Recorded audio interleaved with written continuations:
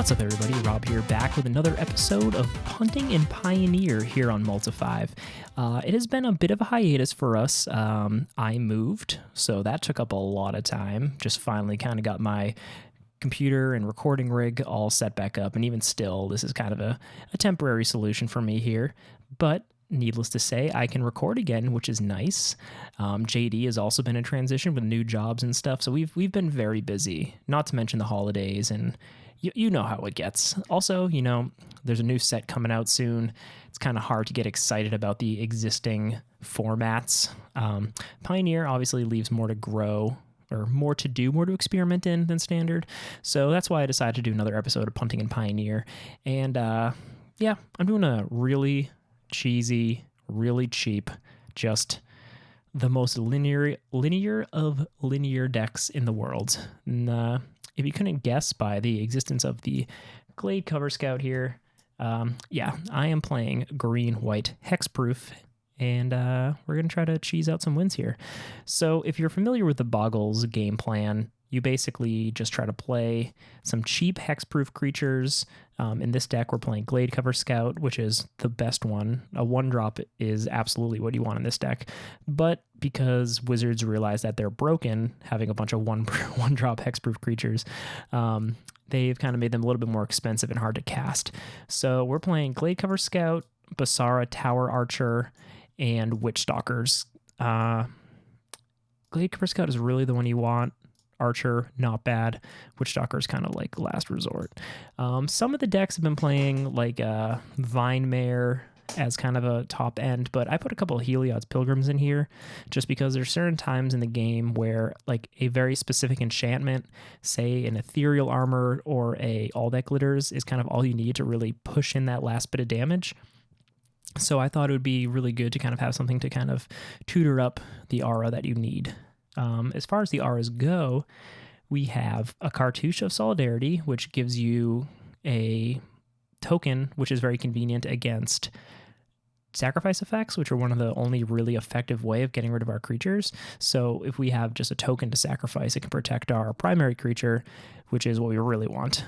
We've got Ethereal Armor, which is the classic. It basically grows as we get more auras, and also gets First Strike, which is very clutch. We have a couple Griff Spoons, which give it flying, so you can kind of get over, say, like a Gruul deck, something that lives on the ground, stompy, stuff like that. Let's see what else we got here. Sixth Sense, which is kind of Green's Curious Obsession. Doesn't give you +1/+1, but basically anytime I do damage to a player, I can draw a card. So this is our main source of card advantage in the deck. So you really want to see one of these early, unless you're just being down. But it's pretty key as far as drawing cards. We've got the 4 All That Glitters, the new fun stuff from Throne of Eldraine. If you've played Throne of Eldraine Limited, you know that this card plus a Ginger Brute can get real silly real fast. And much like, what do we got here? Ethereal Armor, it grows as the game goes. We don't benefit from the second line of artifacts all that much, but there's definitely a deck that could be built that does both, but we're basically using this as a second Ethereal Armor. It's still really good. You still get very, very large creatures using this. I'm playing a 1 of Ceram Edifice Senior... Man, I cannot talk. Ceram Senior Edificer, just as kind of another card draw engine. Just, why not? Let's see how it goes. Season of Growth, you may recognize from Naya Feather. It's a good way to just draw a ton of cards when you're casting your auras on your creatures. Also, whenever you just start getting flooded with creatures instead of auras, which can happen, you get to scry using its secondary effect, and that, or I guess it's your first effect. But for most people, it's the secondary effect, but it helps you kind of get some extra lands, extra creatures out of the way, and get into the stuff that you really want. So what else do we have here? I guess Unflinching Courage. If any of you ever played the green-white little kid deck from back in the day in Standard, you know that this card basically just can turn games around really quick. You put this on like an 8/8, and that just completely swings a game. It's a lot harder to die. It's a lot harder to lose to burn, stuff like that. Just, it's a good time. Sideboard, you know me. My sideboards are pretty lame. The metagame is always flipping around. I just kind of threw a couple things in here. We've got Deafening Silences for like the Phoenix matchup. We've got another Griff Boon against Stompy, something that actually has like aura removal. So kind of a redundant aura is helpful. And a Devout Decree against, black or reds. One of Adanto Vanguard against decks that play sweepers. Just basically giving this thing indestructible can be very helpful. We've got 2 Ley Lines against the burn matchup. I'm running 4 Dromica's Command just because they're very good utility cards, and basically there's a whole bunch of different situations where you'd want to play this. And 3 Revokers kind of as a way to still attack using our auras, but also turn off problematic planeswalkers and other effects like that. So that's it. Green-white Hexproof. It's a super cheap deck. It's like maybe $20 online, and that's probably all just the Temple Gardens and the Ley Lines. Those are the only cards that cost anything in this deck, and you could totally play it without Temple Gardens. I don't recommend it. The mana in this deck kind of sucks. You got double green here, double green here. You kind of want your green mana, but you do what you do. So let's go to a 2-man. All right, game 1 here. We won the die roll. We are absolutely going to play first.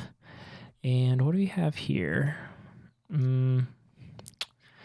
So this is a tough one. If we draw any other lands, like a basic or a Temple Garden, this is pretty great. We have a turn 2 Hexproof. If not, it's very slow. But I'm going to keep it. I'm going to play Sunpetal Grove here, tapped, and just pass it on. So obviously what we really want here is an untapped mana source. We could play the Fortified Village as long as we could draw into a forest of a plains of any kind. So let's hope we can do that. Probably going to get Thought Seized here. No? Okay. So we're probably playing the Dredgeless Dredge, as they like to call it. Yeah, they got the Prized Amalgams here, Satyr Wayfinders. So this deck, we could start gaining some life with Unflinching Courage. We might actually be able to mess them up. All right, well, that's a real bummer. So that's going to slow us down a pretty significant amount. Still really want to start drawing into some lands here. Next turn, we can play the Archer, and if we draw into a land, we can play either a Sixth Sense or an Ethereal Armor. Probably want to play the Ethereal Armor first, just because it gives it a little bit more power, makes it a better blocker.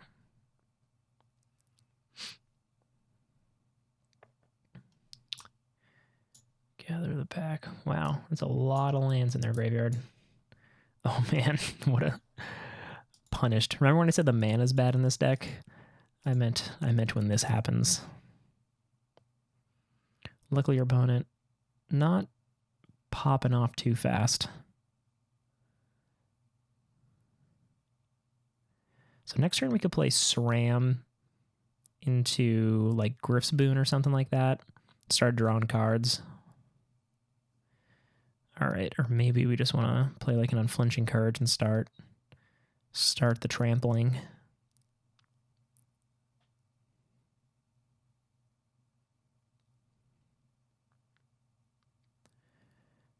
Again, they're all 1/1s. Not too worried about it here. Eventually, we're just going to get such a large and stupid creature on the battlefield. I think we might be able to trample over them. Oh man, if we had the untapped mana, this would have been a pretty good start. Okay, 5/5 is not bad. We can start outscaling that pretty quick though. Not gonna block, obviously.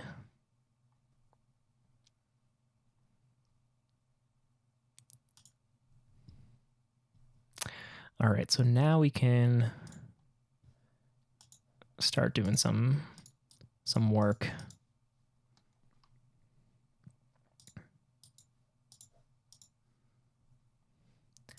Yes, I would like to draw a card.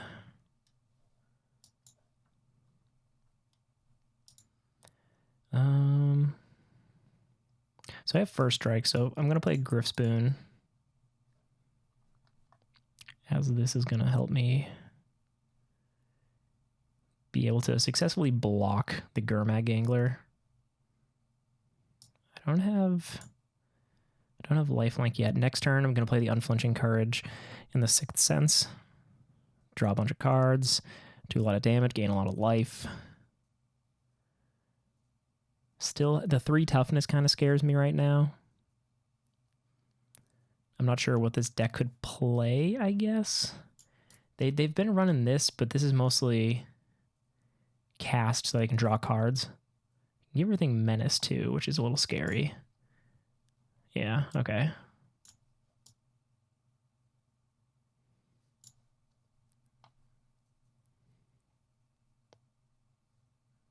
So if they hit with 1, 2, 3, 4, 5, I'm going to discard my whole hand. Might as well.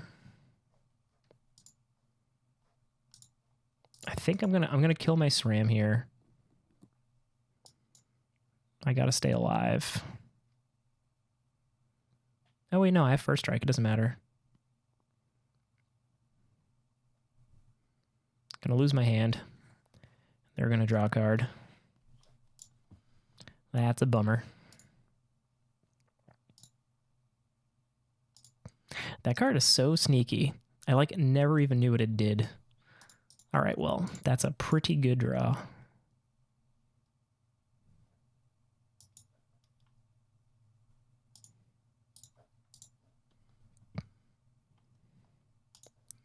So I think I have to attack here.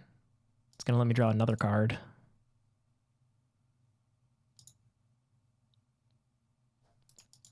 Always yield. Always yes. Play forest.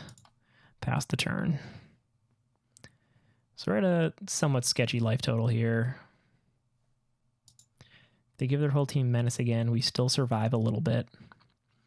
Really want Unflinching Courage. Unflinching Courage is going to make Ethereal Armor better, and I'm going to gain a lot of life.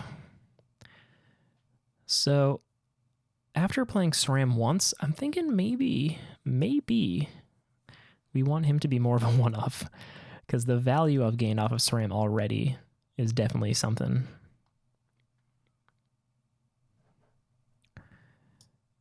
So I'm just going to block here just to kind of pad my life total a little bit. I don't want these to die, giving them the chance to get more Narcomoebas and Creeping Chills, because at this point, 2 Creeping Chills and I'm dead.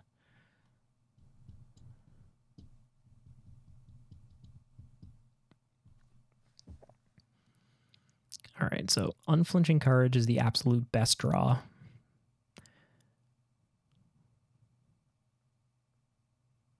Let's see what our opponent's up to. Just kind of thinking.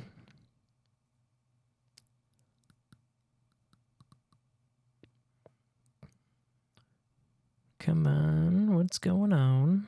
Another Wayfinder, okay. Please, God, do not hit Creeping Chills. Please, no. Please, no.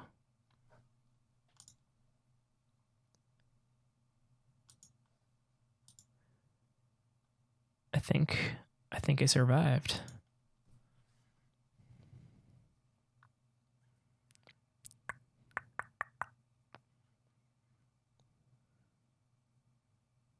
All right, well, I mean, they got to land. Oh, no, that's not what I want. All right. 5, 1, 2, 3, 4, 5. Okay, so if they have a Driven Despair, I'm dead.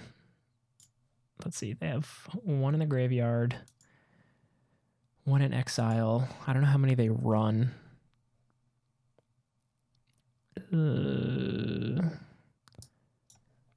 So if I attack here, draw a card. If I draw into an aura, I could potentially start kind of chaining stuff together. I forgot Narcomoeba had flying. Oh, that was a punt. All right. So again, we're done to the Menace card. We'd have to block using our SRAM if they attack with everybody. Have to block the Amalgam. If they kill our SRAM here, we're also dead. yeah, we're dead. Okay, so pretty slow turn. And by slow turn, I mean slow start. But you can see once it starts going, it really starts going. Do.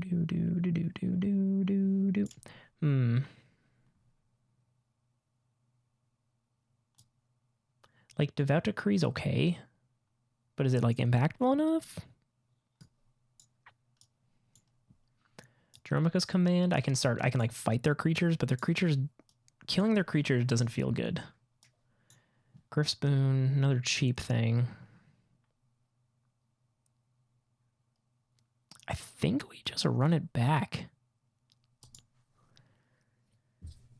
I think if we had a faster start there, we would have been fine.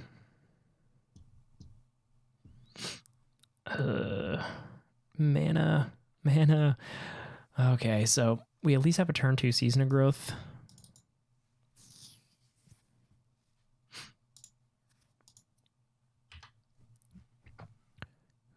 And then hopefully we can start scrying, getting some value off of the Season of Growth. They Thoughtseize us here. Okay, nope. I don't think this deck runs Thoughtseize. Creeping Chill is such a silly card. Okay, that is what we want.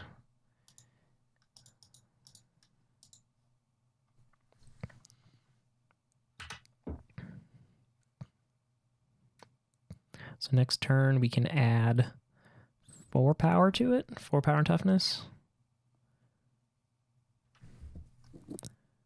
Or we can go Season of Growth, Armor, draw a card.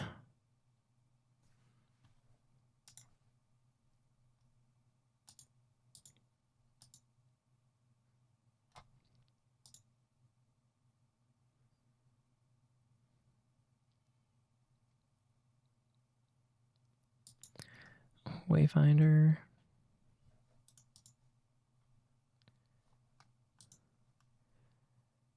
All right, so they got some stuff there.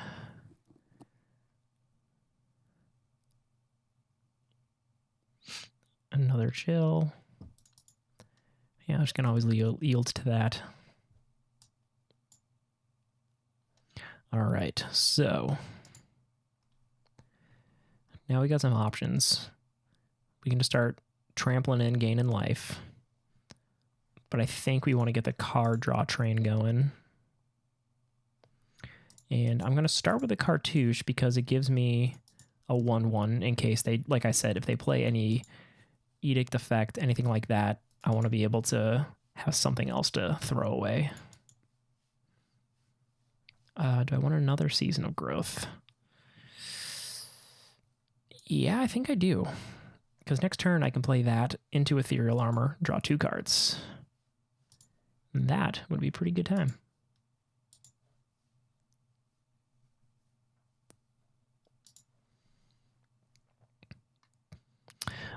All right, so as you can see, when you actually can play your creatures on curve, this deck does a lot of dumb, annoying things for your opponent.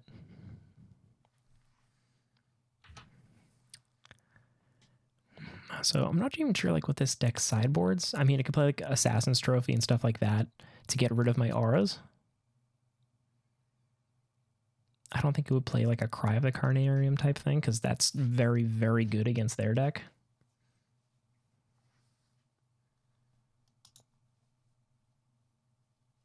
Yeah, nothing really scary.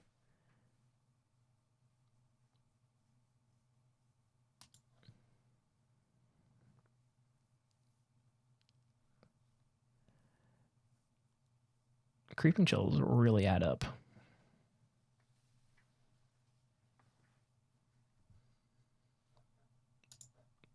So I think maybe I want to play an Unflinching Courage next turn.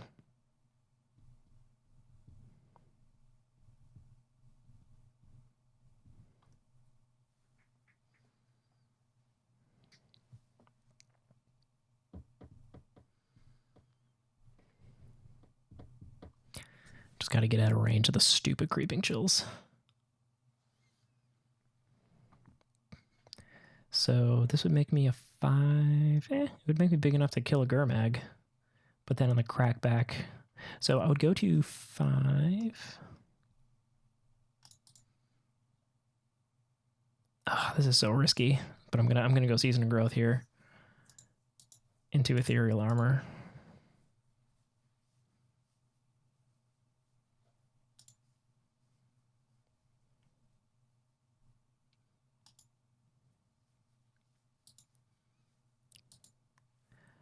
So again, Creeping Chill and that Menace card I'm definitely afraid of, but if I can survive one more turn, I think it'll be too hard for our opponent to come back.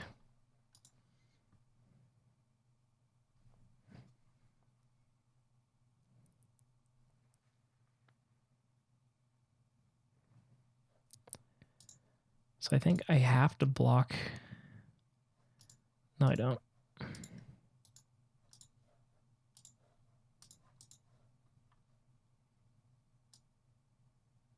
Take 2, go to 4.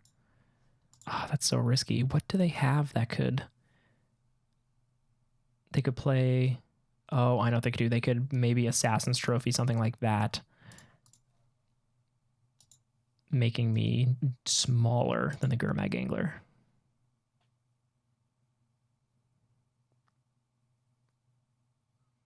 Please, no Creeping Chills. Please, no Creeping Chills. Okay, well, there's Creeping Chill.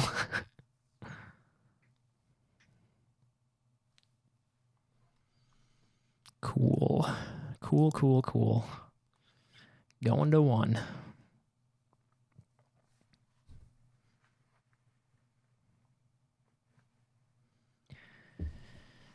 Okay, and they still have 2 mana. This is very scary. Nothing like free lightning helixes. Okay. Draw 2 cards. Hopefully they don't have an Assassin Trophy. Give me a land. It's not a land.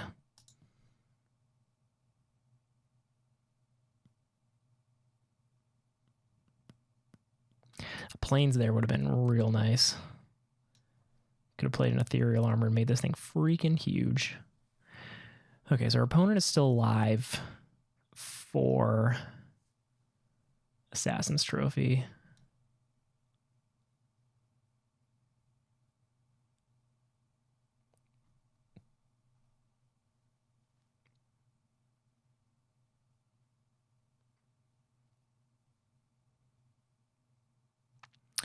Assassin's Trophy basically makes us lose.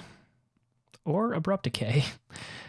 Similarly, actually significantly better against us because we then can't search up a land and play something and draw a card. Well, shit. Well, they got us. That's...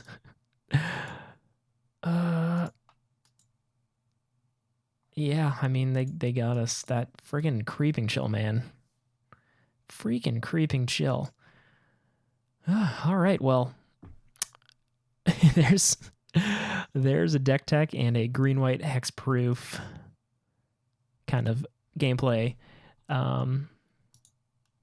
Yeah, it's a very cheap deck. Like I said, you can kind of cheese out wins. Didn't happen for me that time. Kind of got pretty unlucky with that Abrupt Decay. Maybe I should have played the Unflinching Courage a turn earlier, but that wouldn't have changed the fact that they had the Abrupt Decay. Yeah, that deck's also very good, but I think there's something here.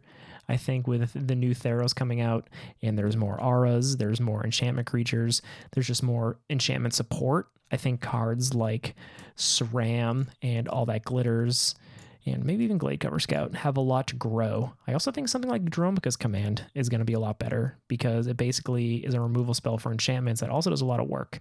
As you know, I'm a fan of the green-white color combination. I've made a lot of videos with green and white, and Dromica's Command has always done work. So I think with the new set coming out, it's going to do some work, and I think this little piece of garbage here is going to be better. I think more SRAMs. That's what I've learned. Well, thanks you guys for watching. If you have any comments or auras or something like that you'd like me to play or change in this deck, let me know. I am always open to criticism.